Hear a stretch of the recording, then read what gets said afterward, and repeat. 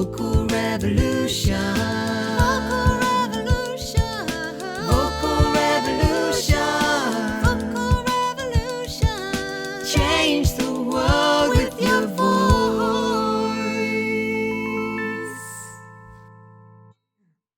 So welcome everyone to the Vocal Revolution. This is where we talk about how you can use your voice to change your world personally and collectively. And I am so thrilled today because my guest, Steph Turner, is here to talk to us about the voice of loss and how sharing and expressing our loss can actually be transformative in creative ways. So we're going to be looking at that, particularly because here in the UK, we're just starting to ease out of lockdown and to process some of the loss that we've all experienced in the last year. So this feels very, very topical, very, very relevant at this particular moment. And I'm wearing my Wonder Woman t-shirt today because I have a Wonder Woman with me. And Steph is just innately wonderfully creative. And she originally trained as a ceramicist at St. Martin's. And then she's gone on to do all sorts of wonderful things. I first met her when she was working at St. Christopher's Hospice, and we worked together on creative projects around a project called Compassionate Neighbours there, which was absolutely joyful. And I was really moved by the way in which she used creativity to draw communities together. And she's gone on to do that in many, many other wonderful settings, including the NHS and GoodGym. And she's now co-director of the Loss Project, who work to help people process experiences of grief, loss and trauma creatively. And I'm sure there's just lots more. I'm just tapping on the surface of Steph's experience, and she can tell us more about her story as we get going. But I just wanted to give you a brief intro and to welcome Steph. Thank you so much for joining us today, Steph. Oh, thank you so much, Katie. It's such an honour to be here, and really exciting for us to reconnect as well, because yeah, as you mentioned, I really enjoyed working with you and love the opportunity to kind of creatively riff with each other. So really looking forward to today. Thank you so much. I love that. Yeah, let's riff. Here we go. It's the Vocal Revolution riffing. Hooray. Fantastic. Fantastic. Well, thank you for making time. And yeah, it is always a pleasure. And I always know that having conversations with you is always insightful and enriching. And I'm sure it's going to be for everybody listening. And thanks very much if you're tuning in and listening today. We really appreciate your time. And please, of course, if you have any comments or insights, feel free to write or share wherever you are listening on whatever platform. We'd really love to hear how you feel about this topic.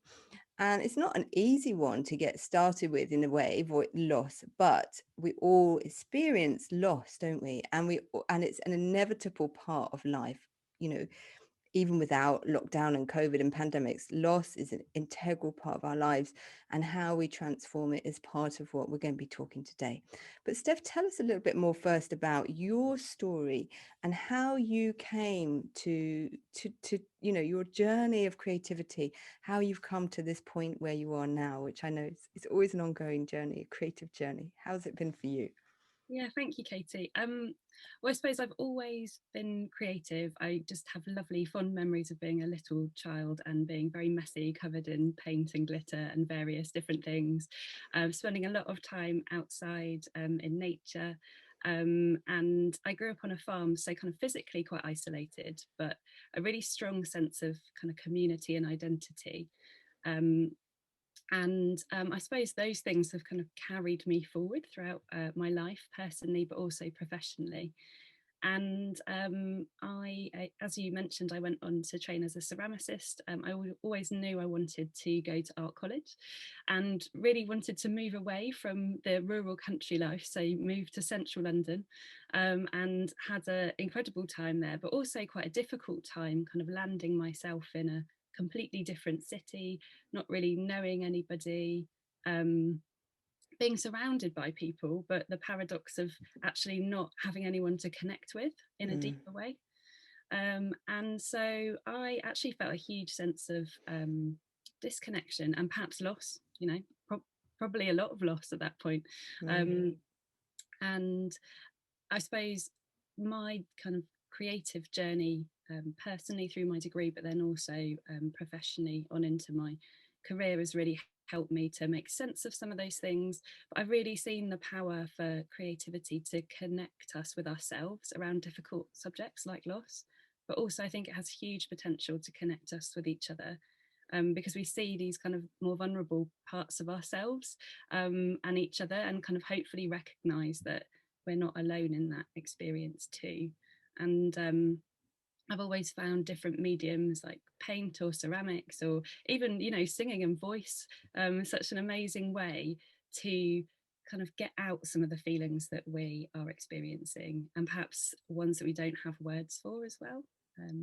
Language can be really great, but it can be really limiting sometimes, I think, because we only have certain words for certain things, and perhaps that doesn't get across how we're actually feeling, or the kind of complexities that we're feeling too.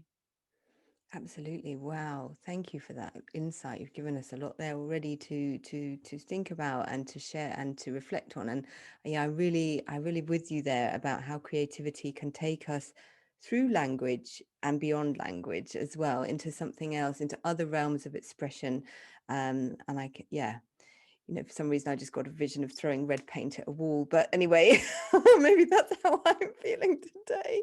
But you know, just doing something like that expresses ourselves in a very different way than just saying, oh, I'm feeling a bit rough or whatever. You know, you get to express yourself in a really vivid, tangible, empowering way. And that vulnerability that you talked at the core, can you say a little bit more about that? Because I mean, we know Brené Brown has done that incredible TED talk. It's about the power of vulnerability.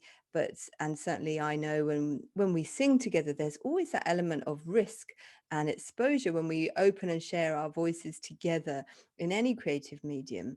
There's a little bit of risk and exposure and vulnerability there, isn't there? Can you say a bit more about how you relate to that and how you see that working in the groups you work with, who are often very vulnerable? Yeah, definitely. I think all of us, you know, are vulnerable in different ways and in different spaces, and when we're talking about different things as well.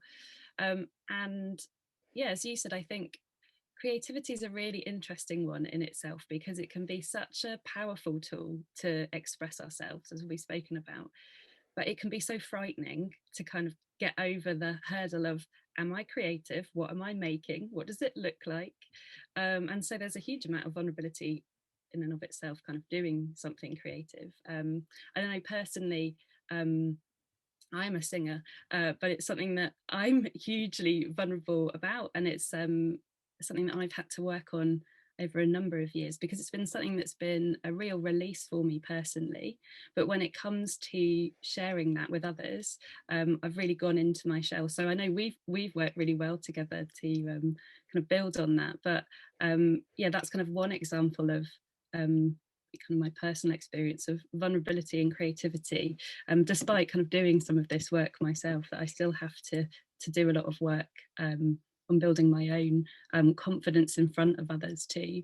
And I suppose the thing with creativity, and I suppose weaved into that personal experience, the thing that I find most frightening is it feels like exposing myself in some way, or kind of giving a part of myself away, you know, that's open to critique from others, and Yes. that feels really scary. And so I suppose being creative also means you have to be a bit brave, but I think that the rewards are really, really high from taking some of that risk. And I think I know we've spoken about it in the past before. I really believe that creativity is innate in all of us. It's just about kind of coaxing it out, or giving a bit of sparkle or confidence, or whatever that kind of your inner creative needs are. And I've really seen so many people who've perhaps not seen themselves as creative, when they're given permission to be creative with no outcomes, with no pressure to create something specific. They really surprise themselves actually, and everyone else in the room, or the Zoom room, as I'm experiencing at the moment. And you know, and that's been really surprising actually. Talking about vulnerability, I've often hosted physical spaces where people have come together who were strangers, and we all talk about perhaps a particular topic like loss, for example. And myself and Carly, when in the early days of the Lost Project, it was just before the pandemic hit, so kind of August 2019, and our plan was to always do things in person. We really felt like a topic like loss couldn't be done digitally, that it needed to be in person, that we needed physical space and physical resources in order to be able to explore that meaningfully with people. Obviously the pandemic put a massive stop to that, and actually it's really transformed our practice, and it's surprised me, and it surprises me all the time, that you can have a Zoom room full of strangers and there's still just as much willingness and bravery and courage to share, and just as much connection. It's just slightly different. It just, you know, it feels slightly different, but the stories that come out are just as powerful, and the connections that people make are just as powerful. So that's, yeah, surprised me in so many ways over the pandemic. I'm sure in your experience you might have felt that too. Yeah, absolutely. I mean, I myself went myself on a solo singing course just to see what that was like on Zoom and to learn myself as a facilitator, because I think as a facilitator, very important to always put yourself in a position of being facilitated, so that you're doing that ongoing work that you mentioned, which is about, you know, facing one's own vulnerability and going to the next level of creativity within oneself, but then also how to support others in that virtual space. And I have been running solo singing workshops as well as choirs from through the pandemic, and like you say, there's just immense bravery, immense support, immense, and despite the fact of the kind of physical disconnect, there are sometimes different intimacies or different closenesses that come. I mean, the fact that we're all seeing each other at home, and we're seeing, hey, I'm seeing you in your lounge where you live, that's kind of intimate, you know. And I remember being quite freaked out to begin with, like feeling, oh, my choirs have been in my lounge.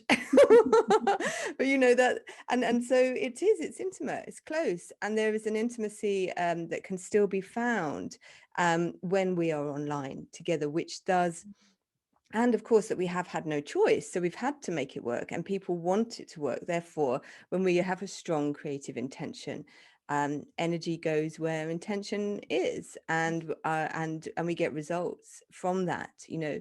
And I loved what you said about people getting rewards, especially when they're just giving freedom without prescriptive outcomes, just to be, just to play, just to have a go, just to give it a go, just to have a try, that permission to play, that permission to experiment, to be creative. And then the rewards come from being in a space that gives us that permission.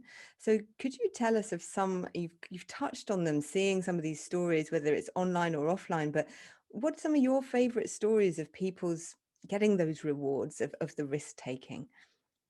Yeah, I've run a creative group online, so just weekly 1 hour sessions with people, as just a wellbeing opportunity, really, just an hour to try a new creative experience. So I've done lots of different things, from kind of homemade mono printing to pointillist painting, so loads of really different genres, but hopefully an opportunity for people just to reconnect with their playful side, as you said, and often as adults we don't have these opportunities just to play around the creative technique, because perhaps we don't have time for that, or we feel it's a bit too frivolous, or you know, we don't want to get all of the messiness out on the kitchen table. But actually it's so rewarding. And I was working with a group over about 8 weeks, and throughout that there were some lovely stories emerging of people who, one woman in particular was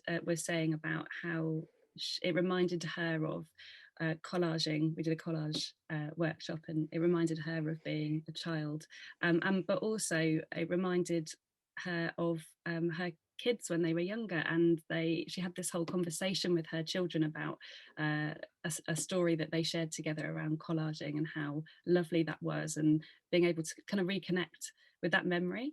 And someone else took that idea of collaging, and actually she was a carer for her daughter, and she did some collage work with her daughter, and she said that session kind of gave her the confidence to be able to do that. Again, I think someone that perhaps might have described herself as not particularly creative, but enjoyed creative stuff, but perhaps might not have ever imagined sort of leading her own collage session for somebody else she knows. And what's really sort of curious in a way with that is that my sessions weren't very prescriptive. We just allow people to play with whatever materials they had. And just having the time to do that, having some nice relaxing music on, having no kind of pressure, but having a real opportunity to kind of celebrate between the group at the end, I think just gave people confidence to be like, yeah, I can do this outside of the 1 hour session. It's just a bit of paper and glue. I'm just going to try it. What's the worst that will happen? And I think it really, leads on to other things. And another example recently, in a very different setup. So through some of my work in the Loss Project, we run various different sessions for different groups of people. And I was really struck by a woman who's a frontline worker who came to one of our sessions, which is called Making Space for Loss. So encouraging people just to share about whatever's going on for them. And we do this exercise about giving loss a shape. And the idea is that we might feel or have lots of kind of thoughts or feelings around our experience of loss. Actually, if we could make it physical, what would it look like? And it will probably change every day, every minute of the day. It could be 101 different things. But this woman drew a particular image, or series of images really, and when she looked back on it, she was really struck by what that meant to her, because instantly she could see a new side to her experience of loss that she hadn't quite thought about before until she put it into an image. And I just think, again, it's really simple doing something like that. And you could even do something like that yourself, just, checking in with how you're actually feeling, just grabbing a biro and a back of an old newspaper and just drawing out what your feelings might look like. And I'm not a therapist and I'm not an art therapist, and it's not about kind of over analyzing those things, but sometimes it can just really help to give you a bit of an insight into what you're actually feeling, some clues about what it might be saying, what your experience is saying to you maybe deep down. And I think that's another reason, I've heard with some of your other guests talking about the power of creativity and this, almost like this kind of soul connection, or this connection to something other than. And I think it does offer an opportunity to connect to our unconscious in a different way. And yeah, I'm always fascinated by that. It never gets boring, this stuff. Even if I ask the same question, I could do that exercise every day with even with the same people, and it would be profound every time, I think, just because we're all kind of living it at the moment, especially as you were saying in the intro, we're all living these different losses. And grief is a funny one, because often it's a bit of a taboo in our society. We are scared about asking people how they're doing if they're grieving, because we don't want to upset them. So we don't know often the right thing to say. Perhaps we feel, grief can feel incredibly messy, but maybe the world doesn't allow us to be messy in our grief too. But also we often come across people who've experienced different losses, and there is a sense of kind of hierarchy over what loss is worse than another loss to an extent. And I think the reality is all of us have experienced some kind of loss over the last 14 months or so, and just about giving permission again, just giving permission to grieve that. And there's been quite a number of articles, I think, over the last year about, that feeling that we're feeling is grief, but it's quite difficult to acknowledge that, and let alone kind of know what to do with it, I suppose. So yeah, and the joy of creativity being a healthy mode of expressing it, that's what I think, because there's a lot of things we can do with grief, and some of them are more destructive, shall we say, than others. We could just go and get smashed or get high. Not that there's anything necessarily wrong with those things. I'm not being morally judging anyone that does that, but I'm just saying we have choices, don't we, what we're doing with our grief and how we choose to express it. And I've always felt that creativity, and what I've seen even, is that the need for external substances to self-medicate decreases when we are in touch with our creativity, and that we can choose, and we feel like we are, rather than our grief overwhelming us, which it will, and there's no doubt that when those big waves come, they are overwhelming, and you have to just let them through. So we're not trying to control grief, but we're trying to channel it in healthy, creative ways, so that those big waves that come, there's something to do, there's something to share, there's something to express that in a healthy way. And I think particularly that can really help with violence. I see violence as a very extreme form of expression and communication, which has become destructive. And so if we were able, I think, to process, and as you say, society doesn't give us much permission for that, it's supposed to be happy, productive, all the time. It's And just not life. It's just not. neat and tidy, that Yeah.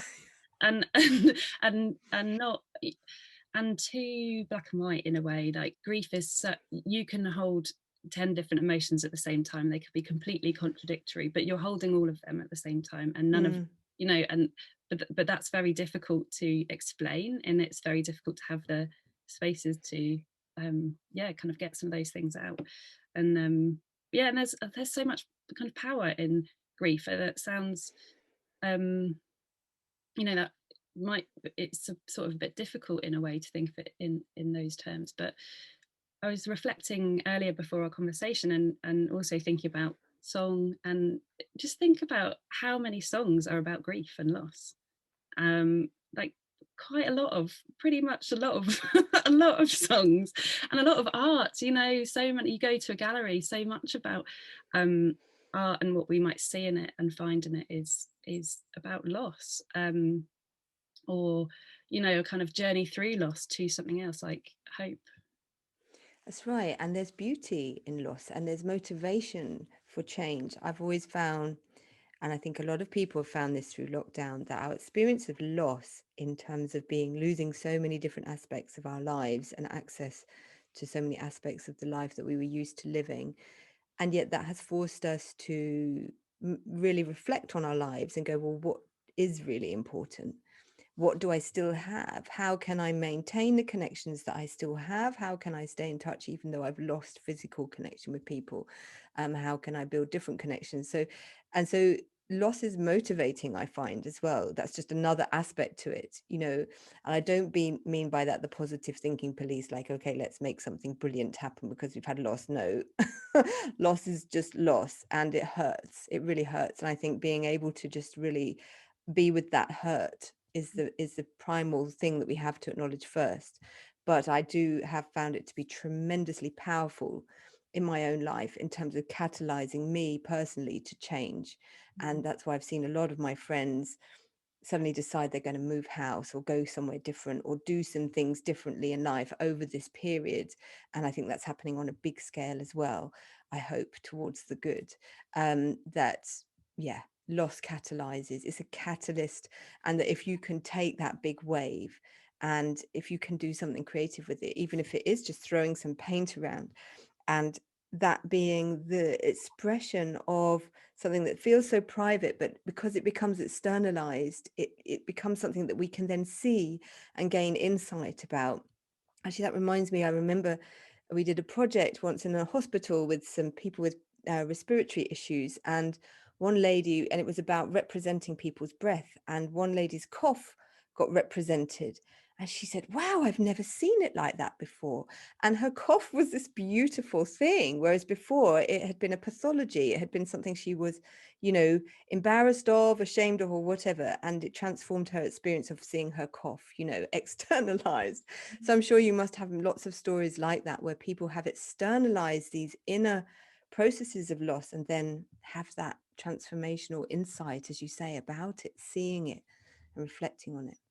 Yeah. Yeah, I think I said earlier that also by externalizing it, and if we choose to share that with other people, it can be really connecting. And I think there is a lot of loneliness in loss and grief, and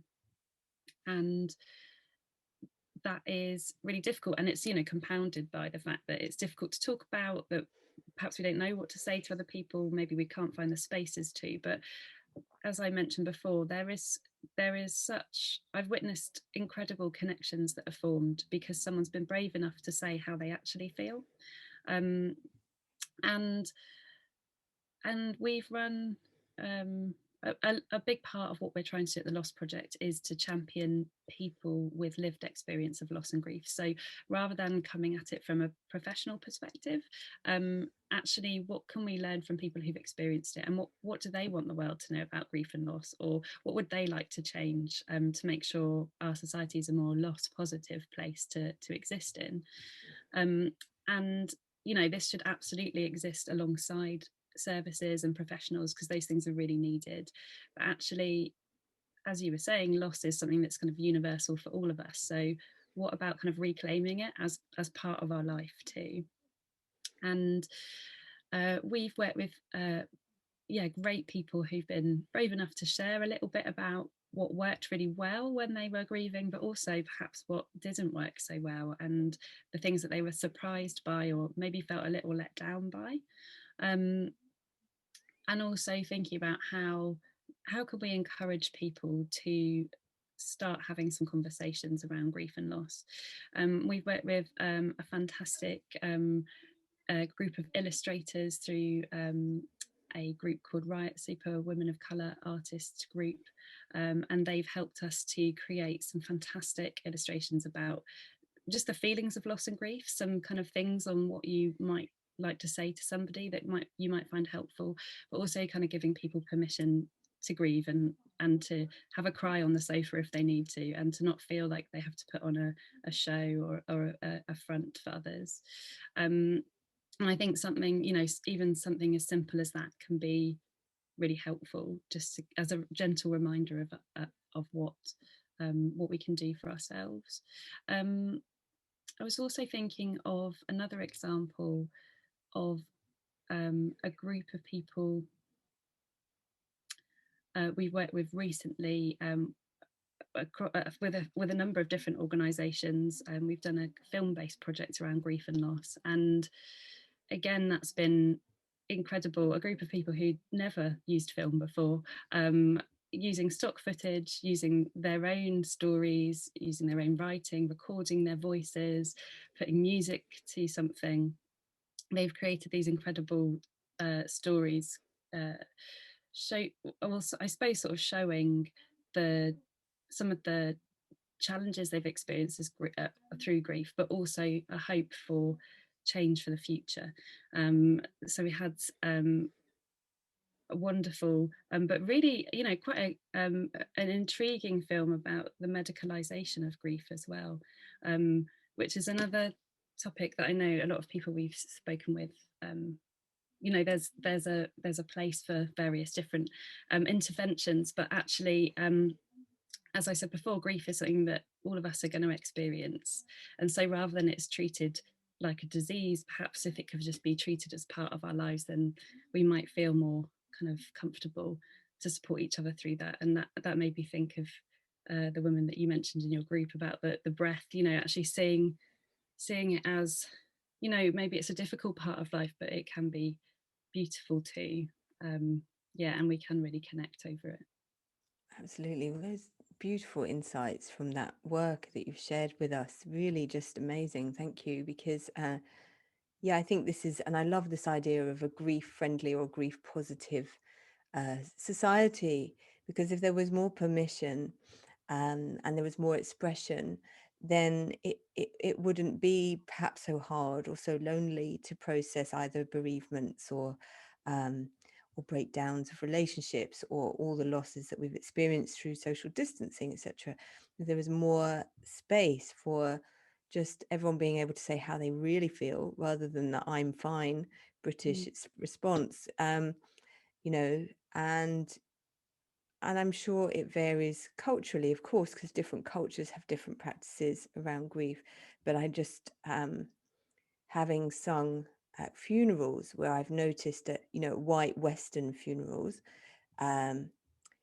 just noticing the ridiculousness of people trying to kind of somehow embody the stiff upper lip whilst they're there to actually grieve, and feeling like I almost had to cry the song in order to give them permission, and to cry on their behalf and to lament on their behalf, because they weren't expressing and they weren't saying, because they were doing what they felt they should, which is sit very, upright and hold on to themselves.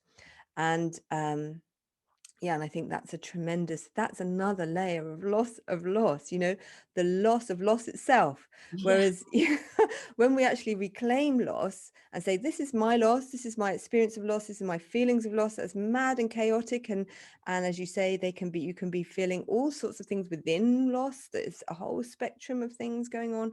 And when I reclaim that as energy for me, then that is actually enormously empowering, and to enable people to say, this is my unique process of loss, and this is how that's why, again, creativity being such a great medium, because no one person, as you say, is going to respond to that. What is your image for your loss? That's going to be different to each person. But there will be something when they show that to somebody else who's experiencing loss, I can bet that they will empathize and go, oh, I can see perhaps an element of my own loss, or perhaps it's just really different, but it's giving me another shape, another way for us to connect and go, yes, that's your loss, it looks like that, and mine looks like this. And just being able to have those conversations in healthy ways, which isn't sadly part of our mainstream culture, which is a madness, really. But it's so wonderful you're doing this work. And what would be, I mean, that lovely imagery exercise sounds really powerful as something for people to take away, to play with. But do you have any other sort of top tips for something people can do if they are at home feeling these states of loss, going through loss? What, can they reach for their glitter? What can we do to help us in these times, Steph? Just simple things that you Yeah, I mean, I think one thing that's really simple that I've personally found really helpful is just focusing on your breath. I mean, this is something that you don't need anything else for, but actually just focusing on the in and out, either through your nose or through your mouth, feeling your breath through your body. And actually, sometimes things are so painful, that's what you need to focus on just to get through the next moment. And if that's what you need to do, then do that. That's okay. And it can be a wonderful kind of grounding experience as well. So I do that myself personally. We do a lot of that in our sessions as well, to make sure that we are kind of grounded and connected, and remember to breathe, because it's incredibly important. I suppose the other thing is, again, personally, I found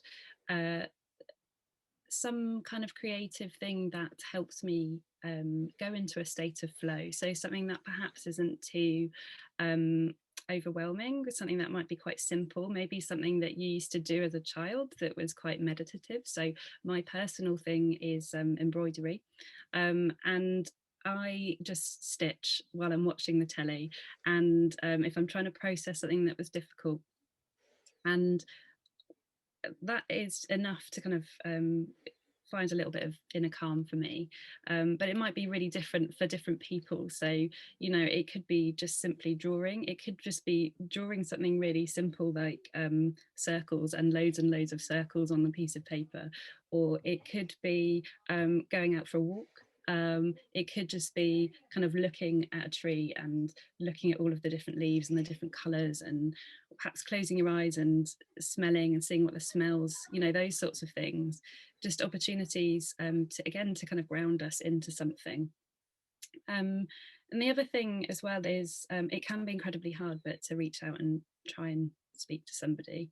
I think it's we do a lot of work at the Lost Project, trying to support, I suppose, people who aren't bereaved to know what to say or do. And so I think the challenge with a lot of this stuff is that when you're grieving, you don't also want to educate people around you around what you need. But for some people, sometimes articulating what you need, if you know what that is, can be really helpful to make sure you actually get that support. And I think 9 times out of 10, what I hear from people is that they just want the opportunity to be heard. So they just want someone to listen. So the reality is that if you're supporting a friend or a loved one who's experiencing grief or bereavement, you can't change what's happened and you can't fix anything because the worst has already happened. But what you can do is just be alongside them.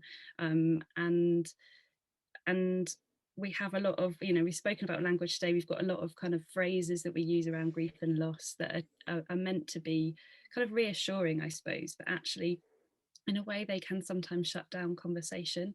So I find the best thing to do is just to ask simple questions like, do you feel like talking about that today? Or can you tell me a bit about that person too? Because that's another thing I hear a lot, is that once somebody has died, people are afraid to bring up that person's name.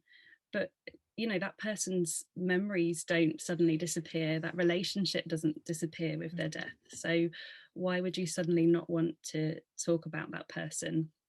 And you know what, it might be difficult for that person to talk about their loved one who's died, but the worst thing they'll say is, I don't want to talk about it. And again, we found another kind of helpful thing that you could do creatively actually is thinking about different rituals to support yourself, but also different rituals to honor the person or perhaps the thing that you've lost. So the whole thing around loss and grief is that you wouldn't be experiencing those feelings if it wasn't something that was dear to you in some way or precious to you. So is there a way that you could connect into the aspects of the preciousness about it?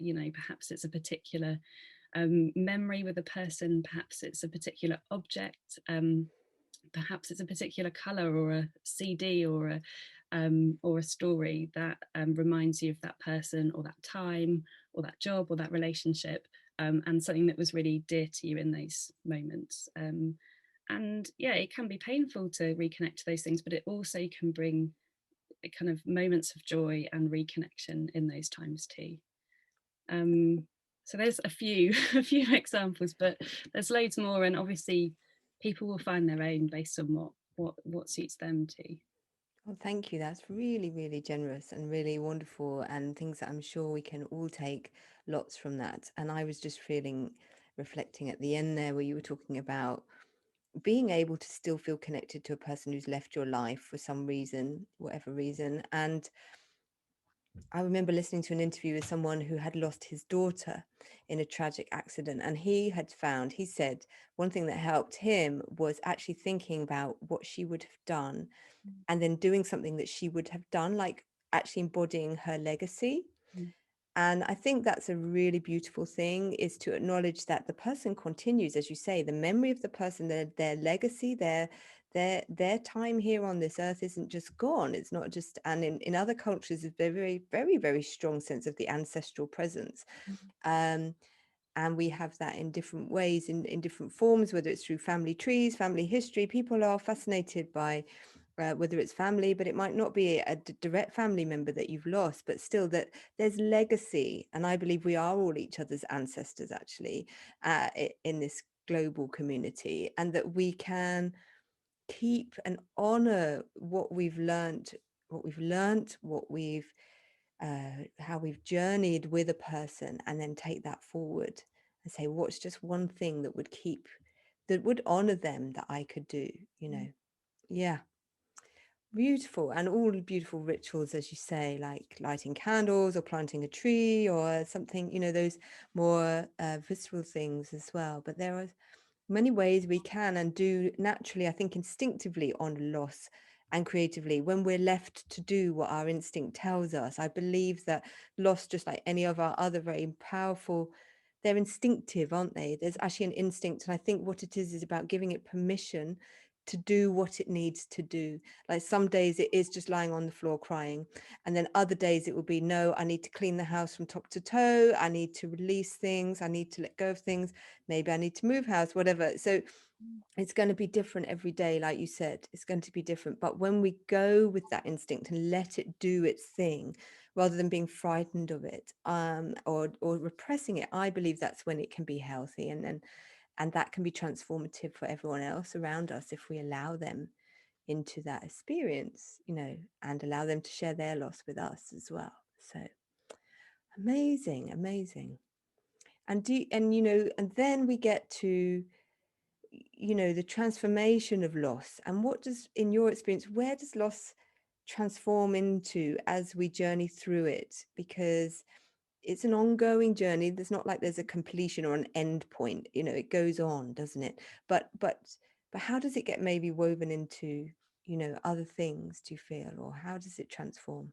Yeah, I think it's an interesting question, and I think I've spoken a lot with different people about transformational qualities of grief, and I think, like you said, I think the challenge with that word maybe is that it doesn't always, it's not always kind of life changing in a positive way, Mm, um, but it, you know, because it is so powerful, it really shifts into focus what is important. And you gave some examples earlier, but I've heard loads of similar ones as well, of people who've actually realized that their job that was, you know, they're probably very well paid, had a very great position in their job, but actually grief made them see that they had certain aspects of life but not other important ones, and actually that's where they wanted to put their time, energy and focus on.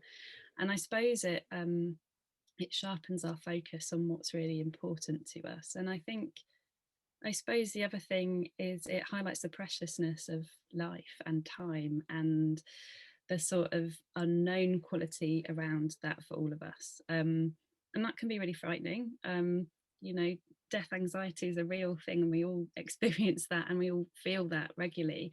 But actually, you know, there's also a real opportunity to surrender to some of that, and to then really lean into the things that are really important for you. And that might not be on a massive scale, but it might just be finding like a couple of tiny things that are really meaningful, that you could do in a few minutes of your day. Yeah, but as I said, or it could be people completely changing their life, or you know, their kind of structure and things like that. um, I think I think the other transformational thing, I keep coming back to it, but I think what it has the ability to do is to really connect people who might have had completely different life experiences or backgrounds or views. I think there's something about, you know, I'm thinking a lot at the moment about us kind of all emerging after these last 14 months, and actually we've all experienced, um, you know, a very traumatic time and a difficult time and lots of losses. Um, and that's incredibly difficult. And, you know, within that, there's so many different intersections about how we've all individually come to those experiences. But at the same time, it could be incredibly galvanizing and connecting, to realize that we've all been through something painful, and that we could find kind of creative ways of mourning some of those things and giving space to our feelings, giving space to our stories, um, and you know, and other ideas. And I don't know, I suppose now is a time to be really creative and playful about those things. They can be very heavy and they are difficult, but at the same time, like you said, we've sort of lost some of our old rituals, and some of our rituals that we've had, we've not been able to do because of COVID and restrictions.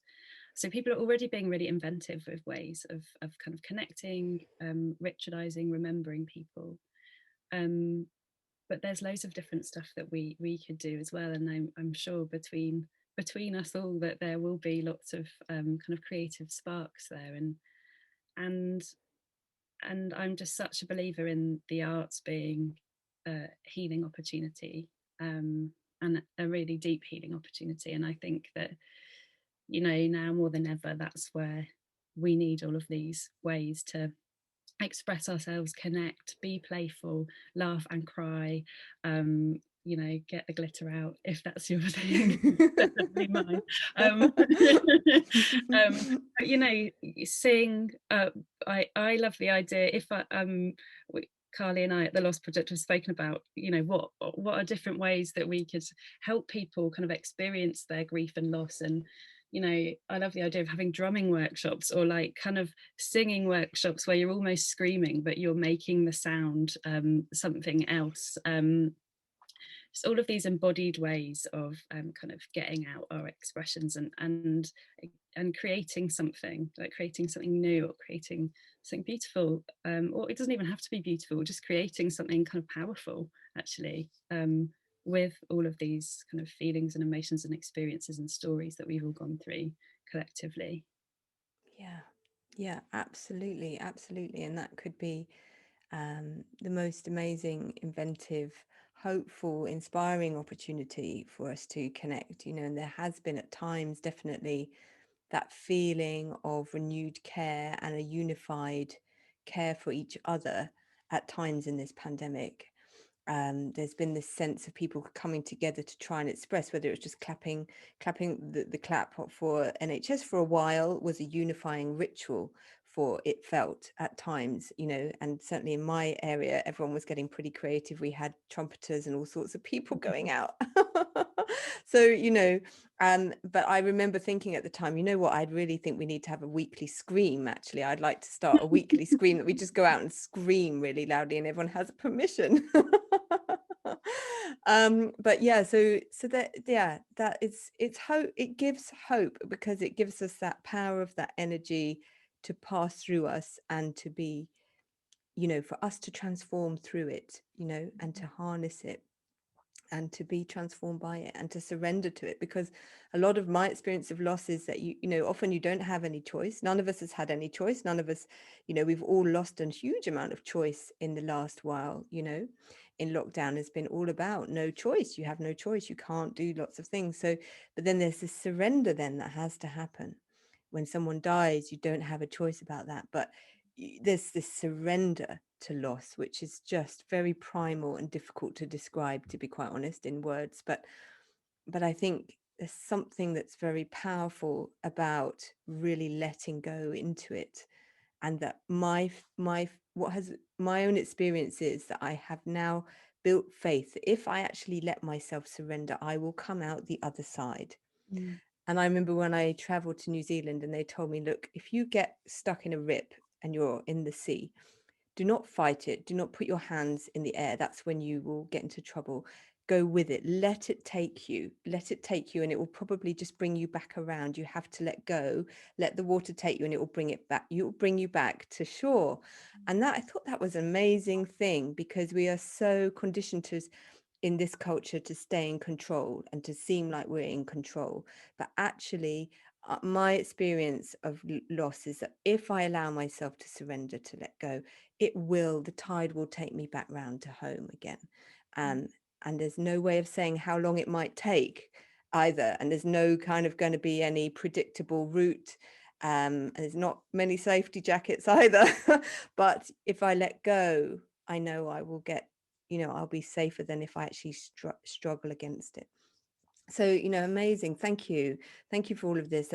And where next for you in terms of, where's the work developing to? Because we are in a slightly new phase, aren't we, in this lockdown? There is a bit of hope, isn't there? There's some, for me, tentative hope as we start coming out. And so where next for you in the journey of this work, and for you, Steph, where are you going next with all this?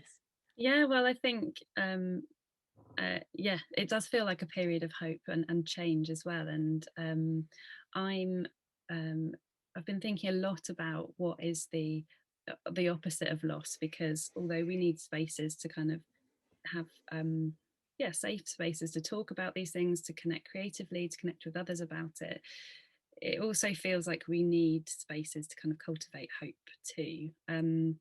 So I'm kind of thinking about some of that in the background and hoping to develop some creative workshops that be open for different people in the coming months. So people can just follow my website, and hopefully there'll be some information popping up in a few months' time. But we're doing a lot of work as well through the Lost Project. We hold monthly drop-in sessions that are completely free. They're online. They're called spoon rooms. A bit of a random name. A spoon is a kind of talking stick, so it all will become clear if you come along. But essentially, they're an open space for people to come and connect and share whatever's on your mind about loss and grief in any of its forms. It's a non-judgmental space. Everyone has an equal amount of time to share, and a lot of the emphasis is also on listening to. And again, hopefully it's just a place that you can come be honest about your experience, but also feel a little bit less alone. So those are advertised on the Lost Project's website. So that's the lostproject.com. And people can just sign up via Eventbrite there. And we are offering a number of different other kind of events and workshops and creative sessions too. So yeah, best places to have a look on our website for more details.